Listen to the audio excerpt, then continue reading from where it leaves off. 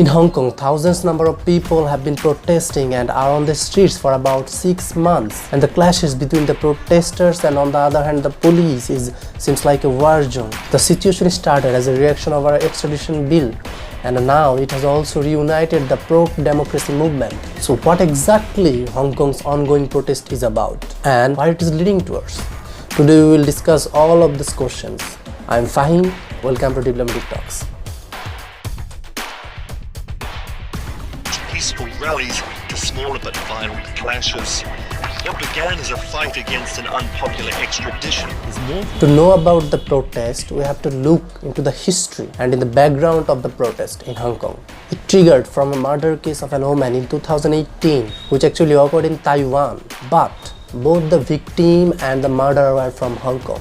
The murderer Chen was arrested back in Hong Kong, but the problem was Hong Kong's court couldn't prosecute him because he committed the murder in Taiwan, and the officials of Taiwan couldn't charge him too because there is no extradition agreement between the two territories. So now the question is, what to do with the murder case? Lawmakers in Hong Kong then proposed an extradition bill which will allow the suspects to face trial in Hong Kong or Taiwan and also in mainland China. And that actually triggered the anger of the people of Hong Kong.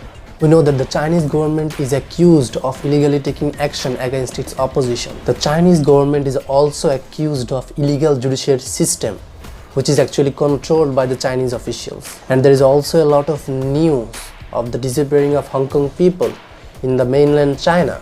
So the people of Hong Kong do not believe in the legal system of mainland China. And for all of these reasons, people are actually protesting against it.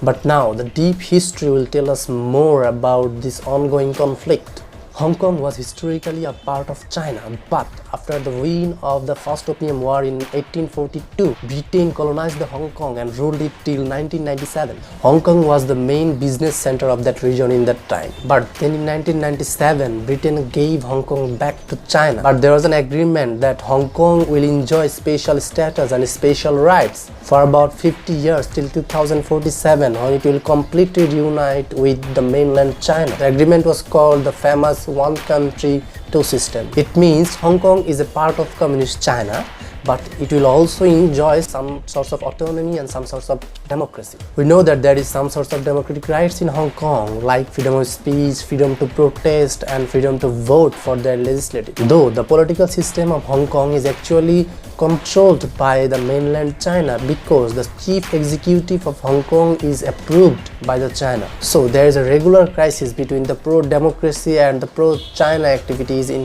Hong Kong. The pro-democracy people want more democracy and they don't want to be attached with China. On the other hand, the pro-China group actually wants to be attached with China as soon as possible. So the tension between those two groups is always in high level. If we look in the recent history of Hong Kong, whenever the people of Hong Kong feel attacked in their freedom, they have always protested against it in all over Hong Kong. For example, in 2014, the students led the umbrella movement, which actually shut down the city for about 3 months. But movement of 2019 is fully different from all of this. Though the extradition bill was withdrawn by the government of Hong Kong in the September after huge protest, but the ongoing protest didn't come to an end. Hong Kong has never seen such a big protest in the past. Almost every source of people have joined the ongoing protest in Hong Kong. In that ongoing protest, already one have died and thousands of people have injured, and also thousands of people have been arrested by the police. And there's a huge clash between the protesters and the police in the city. Until now, no side is ready to back down.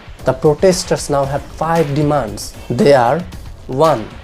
Withdraw the extradition bill, which has already happened in the September. Number 2. Inquiry in the police violence in the protest. Number 3. Free the protesters who were arrested by the police. Number 4. Not to level the protest as riot by the police. Number 5. Universal suffrage, to elect all the lawmakers to replace their chief executive in Hong Kong. And moreover, for consequences, some people are wanting full independence from China. For sure, it is a dangerous signal for China, because the Chinese President Xi Jinping has said that those who are engaged in separatist movement will be smashed into pieces. But the pro-democracy activities has sent a strong message to the mainland China in recent local election in Hong Kong. By that election, 17 out of 18 councils of Hong Kong are controlled now by pro-democracy leaders, where all of the 18 councils were controlled by the pro-China leaders before the movement. So the 2014 is not so far when Hong Kong will lose its special status, but the young people of Hong Kong are also ready to hold their autonomy and democracy for lifetime. Thank you everyone. I am Fahim signing out. Subscribe our channel for new updates.